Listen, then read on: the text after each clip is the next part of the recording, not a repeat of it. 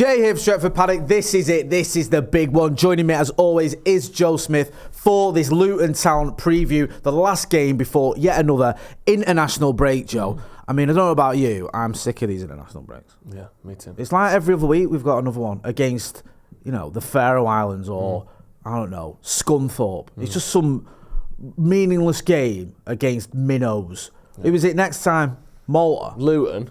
Speaking of meaningless games against minnows, Luton. This isn't a meaningless game. This is a relegation 6-pointer, Joseph. Come on. Exactly. And what do people need to do? They need to get the phones out, film themselves in landscape, 30 seconds with your score predictions, and send it to paddockmatchday@gmail.com, and we will use it as part of our pre-match build-up. Yes. Joe, top four. Yeah.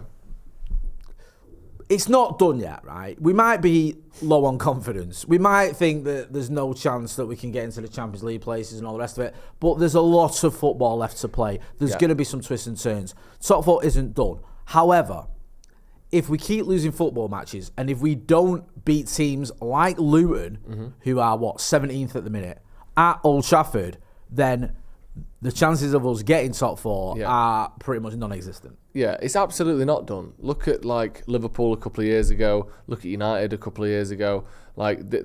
Just because a team has started well doesn't mean they're great for the rest of the season.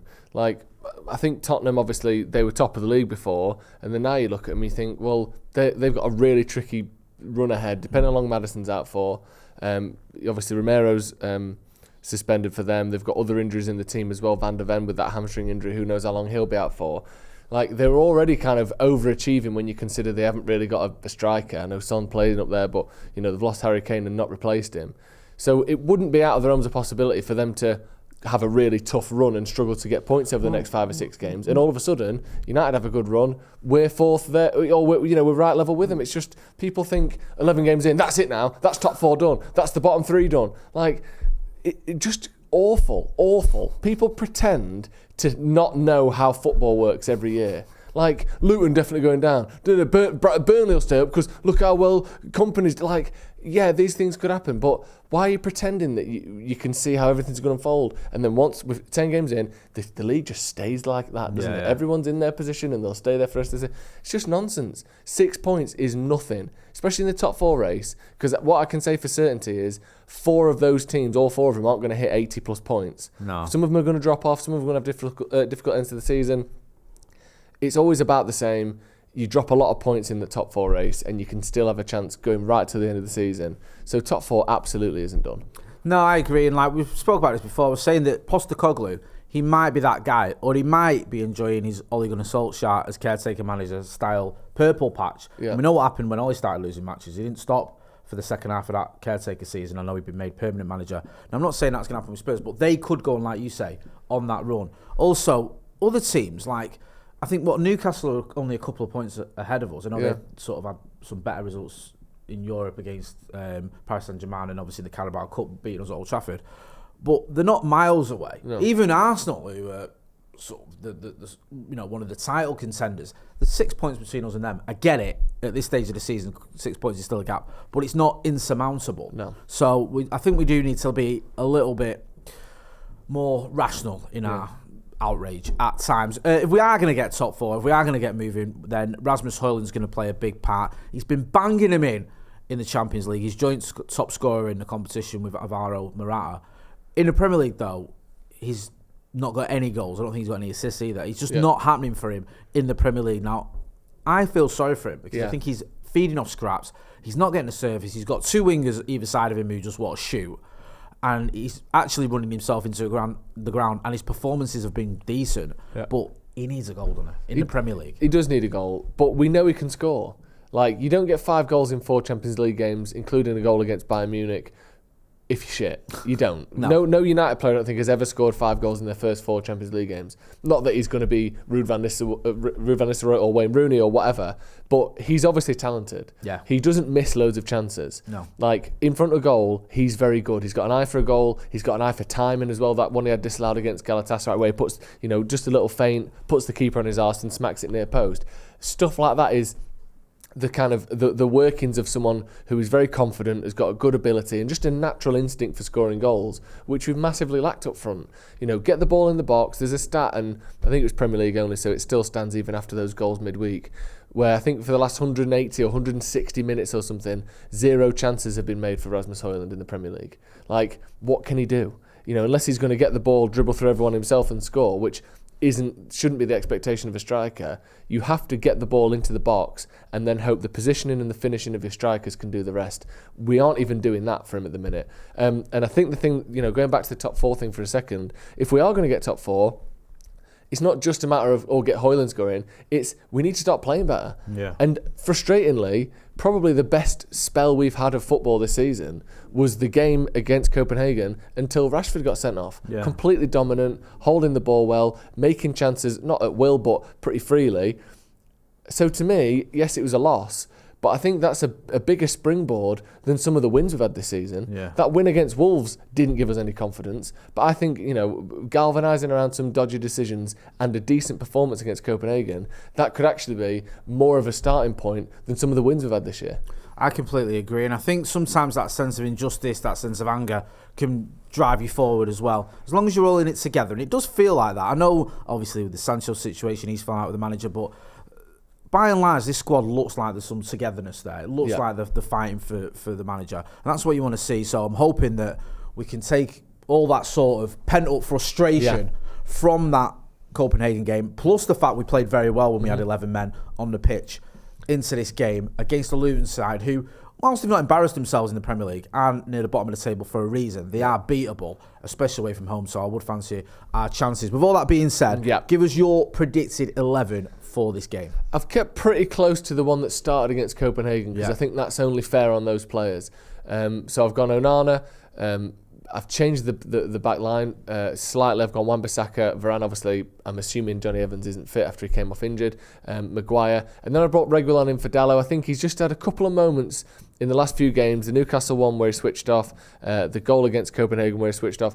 Where to me, those are mental blips that I think are coming potentially from a little bit of fatigue, a little bit of mental fatigue. He's played every single game pretty much for United over the last couple of months, while Wan-Bissaka, Luke Shaw, Varane at times, Martinez at times have been injured and out, and he's the only ever present in that back line. And he's never really had a spell like that at United before. So I think he's a bit knackered mentally. I think he's switching. He knows. He checks his man, like both times. He checks Almiron's there. He checks him again. I'm jogging. Oh, he's got it. He checks his man at the back. He's putting his body in the right positions, but it's his mind that's switching off. And I'm hopeful that that's a sign of fatigue rather than a sign of a player that can't quite get his bearings right. But either way, I think he needs a rest. So Reguilon's in. Same midfield three, same front three. I think let him go again, especially Rashford, who I think will feel slightly hard done by. He could do with a goal. We know he's capable of it. Let that front six do what they did the other night, which was good football and make chances. No, I agree with what you're saying there. I think the low thing, he was getting pelters on social media and he should do better, but like you say, he has played a lot of football. I understand that idea of this team was playing well when he had 11 men on the pitch. Let them do that again. Let them go out again, because they are more than capable of beating Luton. I've made some slight changes, and just what I sort of mentioned as well, that we're recording this before Eric Ten Hag's presser, so if there's any breaking or unsuspected sort of injury news, forgive us if we're getting this wrong, but this is our predicted 11s based on what we know. So I've brought in Reguilon for Dalot for the same reasons you said. I'm going to go, I was going to put Varane in, but I'm going to go Maguire and Lindelof. I just wonder with Varane whether he's not played that much football, and he more or less played 90 minutes almost, didn't he? Because with the injury time and everything else. And he looked knackered at the end. And I just wonder whether he's got it in him to go again 3 days later or whatever it is. So I'm going to go with Maguire and Lindelof. I think Maguire's been playing very well recently. And I think that back four of Reguilon, Maguire, Lindelof and Wan-Bissaka is more than capable of dealing with Luton Town, no disrespect to them. Midfield, I've gone with McTominay and Mount and Bruno. I'm wondering whether Mount might come in and just slot into that role that he was originally planned to play alongside the sort of holding midfielder. And then the front three, I've gone Anthony, Hojlund and Rashford. I agree with everything you said about Marcus Rashford, by the way. I've put Rashford on the right and Anthony on the left. I wonder whether, in going back to our earlier point about giving Rasmus Hojlund some more chances, he doesn't say to them, look, Anthony on the left, whip some balls in with your left foot, Marcus on the right, do the same on the right. Because Marcus was on the right, wasn't he, against Copenhagen? And I like to see that. The only reason I'm not sticking with Garnacho, and I love Alejandro Garnacho, I thought he played very, very well against Copenhagen, ran himself into the ground. He's still only 20. He's not played week in, week out. I think if there's one player in that side who might need a bit of a breather, other than Rasmus Hojlund, but he won't get one, then maybe Garnacho makes way. But I'd be more than happy to see Garnacho start, to be honest with you, because I think he's a fantastic footballer, and he's not quite got going yet this season, but I think he will do. Talk us through Luton. What do you know about them? What do we need to worry about? I mean, there's points where under Rangnick where I thought the only way we'd be playing Luton was if we were in the Championship. Like it looked like a possibility. Yeah, it seemed mad to me that Luton are even in the Premier League, which is a credit to them, obviously. But they've kind of done what you'd expect, which is they're going to be floating around the relegation battle, aren't they? That's their season this year. I don't think anyone thought they were going to come up and... I think I might have had them placing quite highly on my predicted thing. But I don't know. I think I had them staying up. I don't remember where I put them. Well, they're currently staying up if the league was to end today. I don't think anyone thought they were going to come up and do a sort of Sheffield United and finish 9th or whatever it was that they did. They're a very small club, very small team. And they've done all right. They should have won against Liverpool. That's heartbreaking. It was heartbreaking. To be honest with you. And Heath Chong, of all people, getting what looked like a late winner only for Luis Diaz. I think it was in the 95th minute. Yeah, exactly. To break the Luton Hearts. Yeah. Just a separate point. Do you know, obviously, Diaz scored and he's got an absolutely horrendous situation going on at the minute. With his family and rivalry aside, and all that it's just heart goes out to man, because that must awful. Be minging to have to play knowing that's going on. I'd love to see stats on, like, do you know, like people scoring on their debut, or people scoring against their former club, or people scoring when they're in the media and the press a lot, and there's almost like a lot of attention on them. It feels like people score more often under those circumstances, doesn't it? Do you think that's just because we notice it, so you see it, or do you think there's actually like they sort of play to the occasion almost, because he's going through probably one of the worst times of his life and he rises to the occasion to get that equaliser? That seems to happen a lot, doesn't it, for different reasons? Yeah, it can do. Maybe that emotion can drive you a little bit. Maybe there is that element of that. You've got an extra sort of little bit of an extra 2% or something to go because you're so determined. But on the flip side, I think sometimes that can work against you. We've seen players lose their heads a little bit. That's true, when they're going under some sort of turmoil or there's something going on off the pitch that is quite emotional. So it can work either way, but I don't say this very often, but you've got to give him credit, because I can't imagine what it's like to step out on a football pitch, going through that. Certainly not to step out on a football pitch and perform at the levels he did.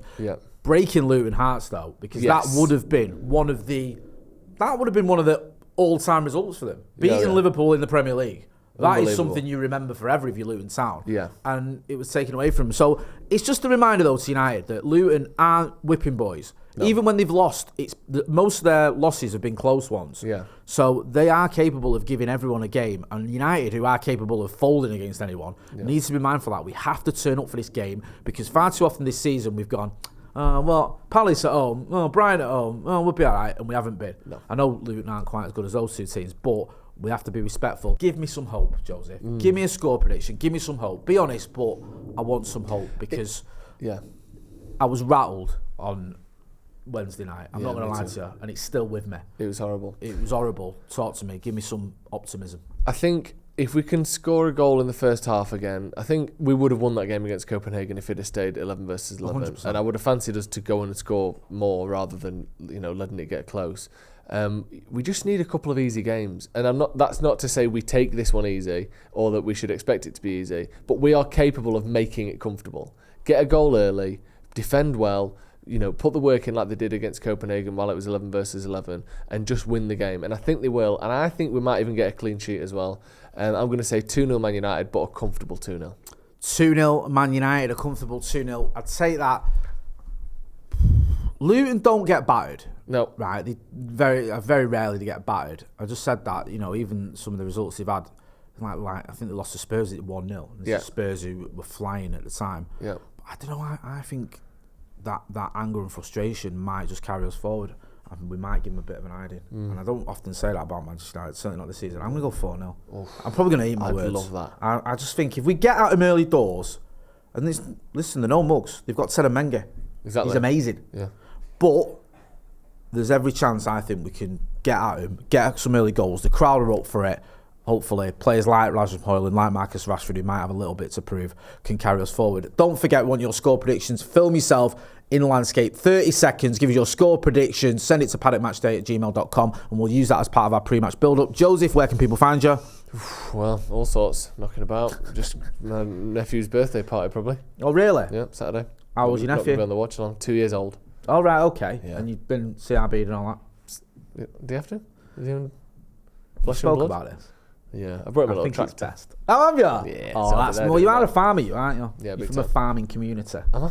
Worksop, it's a big farming community. Mining Rural. community. Mining. Oh, right, okay. Yeah. Farming, mining. Sorry, I always get them. It's two. farming for coal, isn't it?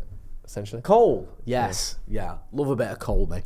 Anyway, we'll wrap it up there. Go and check him out at his nephew's party. You know where to find me. Don't forget to hit like, share, and subscribe. This has been the preview for the Luton game. Thanks for watching.